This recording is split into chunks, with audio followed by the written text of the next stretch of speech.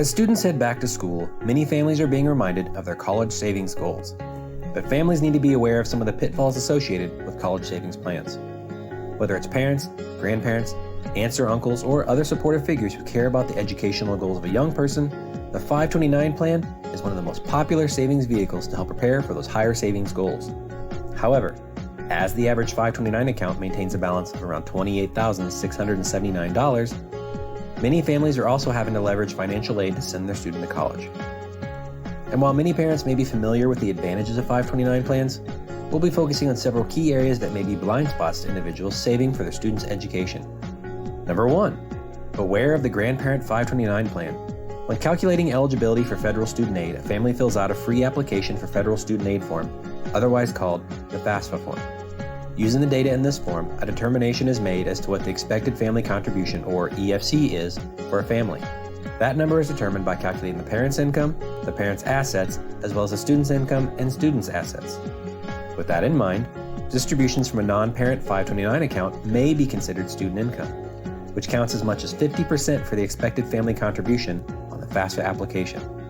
As a result, it may make sense for many grandparents and other family members to contribute to a parental 529 as opposed to owning their own account. Or, if other family members feel more comfortable owning their own 529 account, their distribution should be made in the student's last year of college when they won't be filling out another FAFSA the following year for student aid. Number 2, don't necessarily settle for your state plan.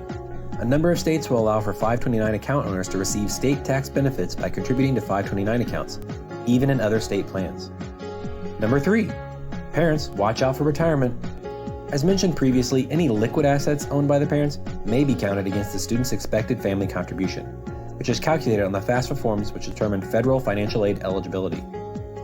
This includes the sale of a home, inheritance, even company stock options. So, parents that are considering taking steps towards retirement while their kids are in college may want to wait a few years. Number 4, don't overlook the FAFSA. For many families in higher income brackets, their assumption is their student would not qualify for student aid. Nowadays, universities and scholarship programs often require the FAFSA to be completed prior to being considered for any kind of aid. But don't get tripped up by thinking you may make too much for your student to receive aid. Students in high-income families may be eligible to receive thousands in grants, but failing to complete the FAFSA may exclude them from being eligible for consideration.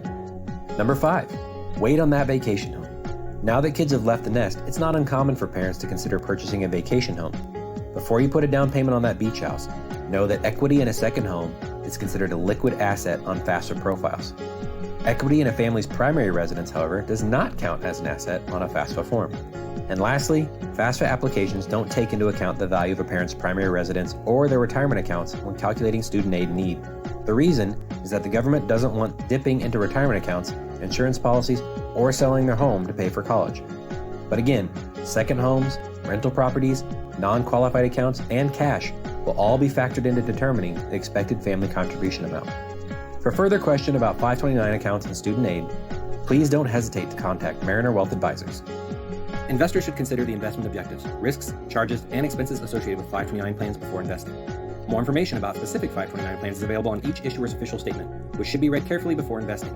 The availability of any tax or other benefits may be conditioned on meeting certain requirements, such as residency, purpose for or timing of distributions, or other factors as applicable.